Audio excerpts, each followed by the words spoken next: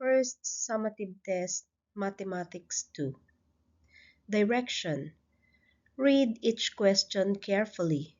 Write the letter of the correct answer on the blank before each number.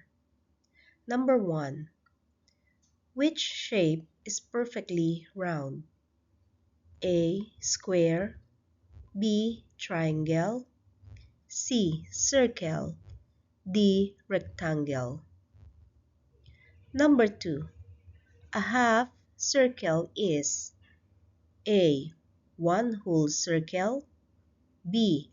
Half of a circle. C. Two circles. D. One square. Number 3. A quarter circle is A. One whole circle. B. Half of a circle. C. One part out of 4 equal parts. Letter D. 2 equal parts. Number 4. How many quarter circles make one whole circle? A. 2. B. 3. C. 4. D. 5. Number 5.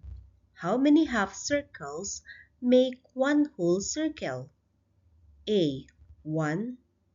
B. 2. C. 3. D. 4.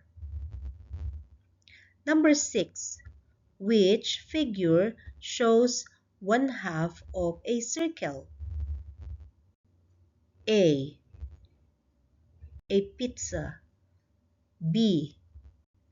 An umbrella. C. A box. And letter D. Half of a cake. Number 7. If a circle is divided into 4 equal parts, its part is called A. A. Triangle. B. Half circle. C. Quarter circle. D. Rectangle. Number 8. A house shape can be made using a square and a blank. A. Circle. B. Triangle. C. Oval. D. Quarter circle. Number 9. Which shapes can be combined to make a snowman? A. Circles. B. Squares. C. Rectangles. Letter D. Triangles. Number 10. A rectangle cut into 2 equal squares is an example of A. Composing figures. B. Decomposing figures. C. Sliding figures. Letter D. Measuring figures. Number 11. Combining shapes to make a new figure is called A. Composing. B. Dividing. C. Counting. D. Measuring. Number 12. Separating a figure into smaller shapes is called A. Composing. B. Decomposing. C. Translating. D. Estimating. Number 13. Which 2 shapes can make a racket? A. Rectangle and triangle. B. Circle and square. C. 2 circles. Letter D. 2 rectangles. Number 14. A figure made of a square and 2 triangles is called A. Composite figure. B. Circle. C. Line. D. Quarter circle. Number 15. Sliding a shape to the right without turning it is called A. Rotation. B. Reflection, C. Translation, D. Measurement.